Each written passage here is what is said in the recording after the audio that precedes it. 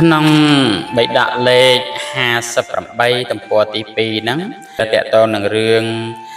សេរិវៈគណិជាដកនោះថាព្រះដ៏មានពភាកហ្នឹងកាលដែលព្រះអង្គគង់ប្រថាប់នៅក្នុងក្រុងសាវត្ថីទ្រង់ប្រារព្ធភិក្ខុមួយអង្គដែលលះបង់សេចក្តីព្យាយាមនឹងទៅត្រាស់នៅពធទេសនាជាដើមថាអ៊ិហៈចេណាំងវិរាធេសិប៉ុណ្ណេះជាដើមថាព្រះដ៏មានពភាកហ្នឹងទ្រង់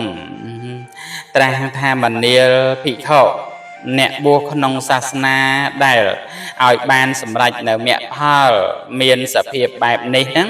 អ្នកបែរជាលះបង់នៅសេចក្តីព្យាយាមចោលអ្នកនឹងសោកសៅរហូតអស់កាលជាងវែងដោយសិរិវៈគណិចបានវិនិច្ចាថាសមាសដែលមានតម្លៃ100,000កហបណៈដូច្នោះឯងភិក្ខុទាំងឡាយនោះក៏បានទូលរតនីព្រះដ៏មានពភាកសូមព្រះអង្គនឹងទ្រង់សម្ដែងរឿងនោះដើម្បីឲ្យបានច្បាស់ប្រកបដល់ពួកខ្ញុំព្រះអង្គព្រះដ៏មានពភាកនឹងទ្រង់បានធ្វើហេតុដែលបានបិទបាំងទុកក្នុងរវាងភពឲ្យប្រកបក្នុងអតីតកាលក្នុងកັບទី5អំពីផតកັບនេះហ្នឹងព្រះបរមពុទ្ធិសត្វបានកើតជាឈ្មួញដើរទិញរបស់ចាស់ហ្នឹងលក់នៅរបស់ផ្សេងតាមភូមិតាមស្រុកអញ្ចឹងព្រះបរមពុទ្ធិសត្វហ្នឹងក្នុងកាលនោះមានឈ្មោះថាសេរិវៈនៅក្នុងដែនសេរិវៈរដ្ឋហ្នឹងគ្រាមួយកាលដែលទៅធ្វើចំនួនហ្នឹងបានទៅជាមួយនឹងឈ្មួញលេះលោះម្នាក់ឈ្មោះសេរិវៈដូចគ្នាបានឆ្លងទន្លេឈ្មោះនិលពាហៈហើយចូលទៅកាន់ព្រះនគរឈ្មោះថាអរិទ្ធបុរៈនឹងទៅបែកផ្លូវគ្នាដើរលក់អីវ៉ាន់ក្នុងព្រះនគរនោះបានមានត្រកូលសេដ្ឋីមួយដែលបុត្រនឹងបងប្អូនព្រមទាំងទ្រព្យសម្បត្តិទាំងពួងហ្នឹងបានស្លាប់និងបាត់បង់អស់ទៅហើយនៅឡើយតែក្មេងស្រីម្នាក់ជាមួយនឹងជីដូននឹងចៅនឹងត្រូវស៊ីឈ្នួលគេដើម្បីចិញ្ចឹមជីវិតនៅក្នុងផ្ទះបានមានថាសមាសដែលមហាសេដ្ឋីរបស់យាយនឹងចៅនឹងធ្លាប់ប្រើប្រាស់ឲ្យទុកជាមួយនឹងភាជនៈដតីហើយកាលដែលมันបានប្រើប្រាស់យូរទៅហ្នឹងក្អែលខ្មៅហ្នឹងក៏ចាប់កាន់ទៅជាស្នឹមនឹងដែលធ្វើឲ្យយាយនឹងចៅហ្នឹងមិនដឹងថាគឺជាថាសមាសឡើយសម័យនោះឈ្មួញលេះលោះហ្នឹងបានដើរស្រែកលក់របស់រហូតទៅដល់ខ្លោងទ្វារផ្ទះហ្នឹងកុមារិកានឹងបានឃើញឈ្មួញលក់របស់ហ្នឹងមានប្រដាប់សម្រាប់ខ្លួនលេងក៏ពោលនឹងជីដូនថាយាយសូមយាយនឹងទិញប្រដាប់នោះឲ្យចៅយាយនឹងពោលថាចៅអើយយើងនឹងជាអ្នកក្របានអ្វីទៅទិញចៅស្រីនឹងពោលថាយើងមានថាសនេះទុកទៅក៏មិនបានប្រយោជន៍ដល់យើងដែរចូលយាយឲ្យថាសនេះដូរយកគ្រឿងប្រដាប់ឲ្យចៅលេងមកនឹងយាយនឹងទៅឲ្យហៅនាយពិនិច្ឆនឹងមកហើយឲ្យអង្គុយលើអាសនៈបានឲ្យថាសមាសនោះហើយពោលថានាយអ្នកចូលយកថាសនេះហើយឲ្យគ្រឿងប្រដាប់អ្វីដល់ចៅស្រីរបស់អ្នកនេះនឹងលេងផងណាអ្នកនាយពិនិច្ឆនឹងយកដៃចាប់ថាសនោះហើយនឹងគិតថា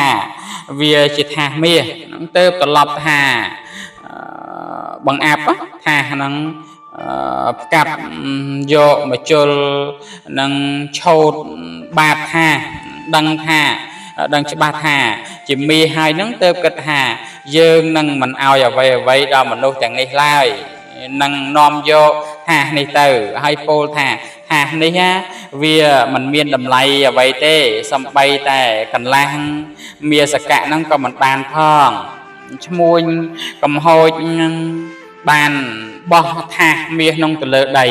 ហើយក្រោកចាអាសនៈជៀសចេញទៅ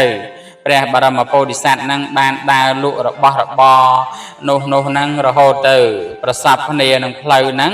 ដែលនាយពាណិជ្ជលេះលោះហ្នឹងកំហូចហ្នឹងបានដើរនឹងទៅចូលទៅកាន់ផ្លូវហ្នឹងស្រែកលក់របស់ថាចូលកាន់យកនៅគ្រឿងប្រដាប់ដូចនេះហ្នឹងហើយបានទៅដល់ខ្លោងទ្វារផ្ទះនោះឯងកុមារិកានោះហ្នឹងបានពោលនឹងជីដូនដូចមុនទៀតសម្ដាប់នំយាយនឹងបានពោលនឹងចៅថាចៅអើយឈ្មួញដែលមកដល់ផ្ទះនេះបានបោះថាសនោះចោលទៅនឹងដីហើយឥឡូវនេះយើងបានអ្វីឲ្យគេទៀតដើម្បីបានគ្រឿងប្រដាប់នោះចៅនឹងពោលថាយាយអើយឈ្មួញមុននោះនិយាយសំឡេងក្រោតក្រៀតណាស់ចំណែកឥឡូវនេះឈ្មួញនេះគួរឲ្យស្រឡាញ់និយាយដោយសម្លេងទន់ភ្លន់គាត់នឹងមុខតែទទួលយកមិនខានទេយាយពោលថាបើដូច្នោះចៅហៅគាត់មកចៅស្រីនឹងក៏បានស្រែកហៅនាយពាណិជ្ជហ្នឹងដែលជាព្រះបរមពោធិសត្វហ្នឹងលំដាប់នោះយាយនឹងចៅនឹងបានយកតាហាមាសនោះឲ្យដល់ព្រះបរមពោធិសត្វដែលបានចូលមកអង្គុយក្នុងផ្ទះហ្នឹងព្រះបរមពោធិសត្វហ្នឹងដឹងថា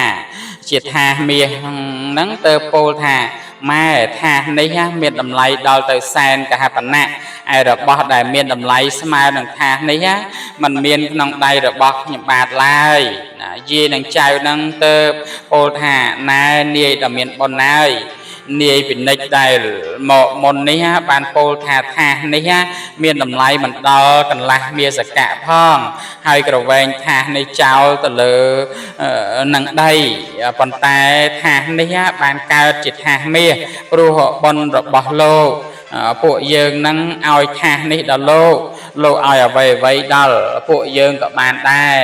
គណៈនោះព្រះបរមពោធិសត្វនឹងទៅឲ្យកហបណៈ500ដែលមាននៅក្នុងដៃដែលមាននៅនឹងដៃនឹងព្រមទាំងគ្រឿងរបស់ទាំងអស់ដែលមានតម្លៃស្មើនឹង500កហបណៈផងដែរហើយសូមទុកត្រឹមតែប៉ុណ្ណេះថាអ្នកទាំងពីរនឹងចូលឲ្យចិញ្ចីងនឹងបាវព្រមទាំងកហបណៈនឹង8កហបណៈដល់ខ្ញុំបាទរួចហើយនឹងក៏បានកាន់យកថាសនោះឯងរូតរះទៅកាន់កំពង់ទឹកព្រះបរមពោធិសត្វហ្នឹងក៏ឲ្យម្ចាស់ទូ8ខបណៈហើយក៏ឡើងទូទៅចំណែកនាយពាណិជ្ជដែលជាជនពីលហ្នឹងបានត្រឡប់ទៅផ្ទះនោះឯងម្ដងទៀតហើយពោលថាអ្នកចូលនាំថាសនោះមកយើងនឹងឲ្យរបស់ខ្លះស្ត្រីនោះបានបរិភាសតេះឌៀលនេះឈ្មួញពីលនោះហើយពោលថាអ្នកឯងបានធ្វើថាសមាសដែលមានតម្លៃ100,000របស់យើងនឹងឲ្យមានតម្លៃមិនបានកន្លះមាសកៈផងប៉ុន្តែនាយពាណិជ្ជម្នាក់ដែលមានធម៌បានឲ្យទ្រព្យយើង1000ហើយកាន់យកថាសមាសនោះទៅហើយនាយពាណិជ្ជនឹងនាយពាណិជ្ជកំហូចនឹងបានស្ដាប់ពាក្យនោះហើយនោះគិតថាយើងជាអ្នកវិនាស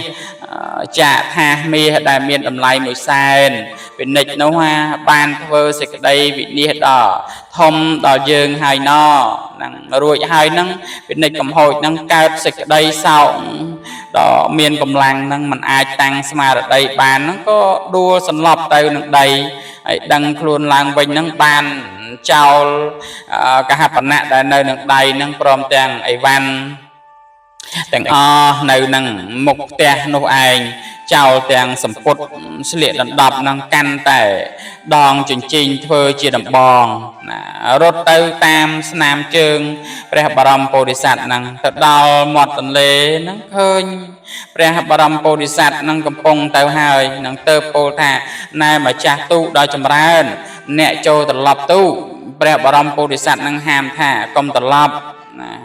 chôn piel chia bên nịch năng khơi prep baram bodhisat từ hai nông cao sịch đây sau đó khlang khla hạ đó tây cái đau xá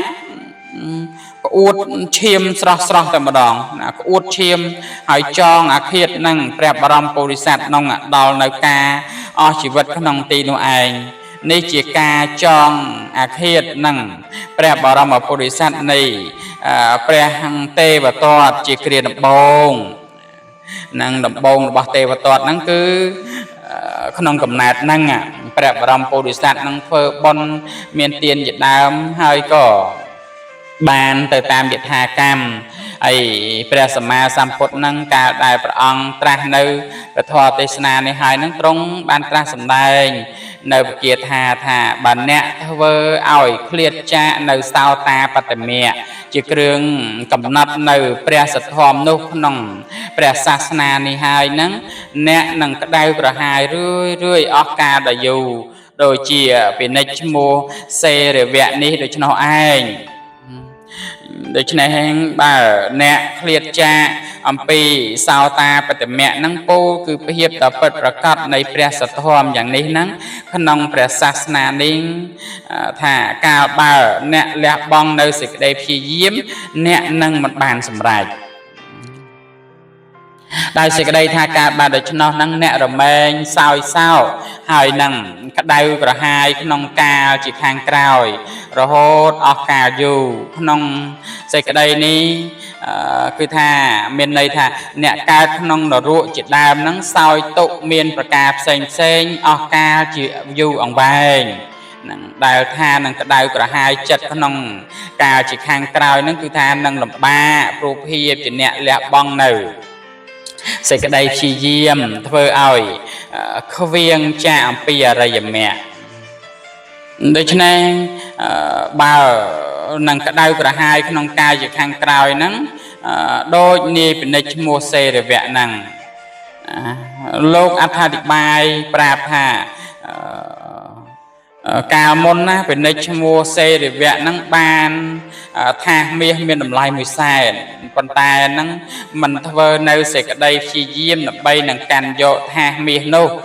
ទៅវិនិច្ឆ័យចាកថាសមាសនោះឯងហើយក្តៅក្រហាយក្នុងកាលជាខាងក្រោយយ៉ាងណានឹងសម្បីអ្នកនឹងក៏ដូចនោះដែរកាលដែលមិនបានសម្រេចនៅអរិយមគ្គដូចជាថាសមាសដែលគេត្រៀមទុកឲ្យក្នុងព្រះសាសនានេះហ្នឹងព្រោះលះបង់នៅសេចក្តីព្យាយាមក៏ជាអ្នកវិនិច្ឆ័យអរិយមគ្គនោះហ្នឹងក្តៅក្រហាយក្នុងកាលជាខាងក្រោយរហូតអស់កាលជាអង្វែងប្រសិនបើអ្នកមិនលះបង់នៅសេចក្តីព្យាយាមទេអ្នកនឹងសម្រេចអ្នកនឹងបានសម្រេចនៅលោកុត្តរធម៌គឺមគ្គទាំង4ក្នុងសាសនារបស់តថាគតហ្នឹងដោយនាយពាណិជ្ជដែលជាបណ្ឌិតហ្នឹងបាននៅថាសមាសនោះដូច្នោះឯងព្រះបរមសាស្តានឹងទ្រង់កាន់យកនៅកម្ពុជាធម៌គឺព្រះអរហន្តសម្ដែងព្រះធម៌ទេសនានេះហ្នឹងដល់ភិក្ខុនោះយ៉ាងដូចនេះឯងហើយទ្រង់ប្រកាសនៅសច្ចៈទាំង4ក្នុងវេលាចប់នៅសច្ចៈកថាហ្នឹងភិក្ខុជាអ្នកលះបង់នៅសេចក្តីព្យាយាមហ្នឹងក៏បានតាំងនៅក្នុងព្រះអរហន្តដែលជាផលដ៏កម្ពូលហើយព្រះអង្គហ្នឹងក៏ទ្រង់ប្រជុំជាដកថាពាណិជ្ជពាលក្នុងការនោះហ្នឹងបានជាភិក្ខុទេវទត្តក្នុងការនេះឯចំណែកនាយពាណិជ្ជដែលជាបណ្ឌិតក្នុងការនោះបានជាយើងតថាគតនេះឯងនៅក្នុងសេចក្តីនេះគឺញាតិញោមសាធុសប្បុរសប្រុសស្រីកណ្ដាលម្ចាស់គ្រប់ព្រះអង្គហ្នឹងក៏បីជ្រាបដោយអត្ថថាគឺត្រូវស្មោះត្រង់នឹងខ្លួនឯងស្មោះត្រង់នឹងអ្នកដទៃស្មោះត្រង់នឹងការងារក្នុងព្រះសាសនាស្មោះត្រង់នឹងខ្លួនឯងហ្នឹងគឺរក្សាសេចក្តីល្អឲ្យខ្លួនឯងហើយសេចក្តីល្អមានសិលជាដើមជាសិរីសួស្តីក្នុងជីវិតហើយស្មោះត្រង់នឹងអ្នកដទៃហ្នឹងគឺរក្សាសេចក្តីល្អរបស់ខ្លួនដើម្បីជាប្រយោជន៍ដល់អ្នកដទៃហើយស្មោះត្រង់នឹងការងារក្នុងព្រះសាសនាហ្នឹងគឺរក្សាសេចក្តីល្អរបស់ខ្លួនដើម្បីបានជាប្រយោជន៍ដល់សិលសមាធិបញ្ញាមិនមានស្មោះត្រង់ក្នុងព្រះសាសនាវិន័យធម៌អាបាំងមុខបាំងក្រោយ តុជាឡប់ឡែខ្លួនប្រែជាធ្លយលៀបយុះនាំសយពេលក្រោយនឹងស្ដាយអនុមោទនី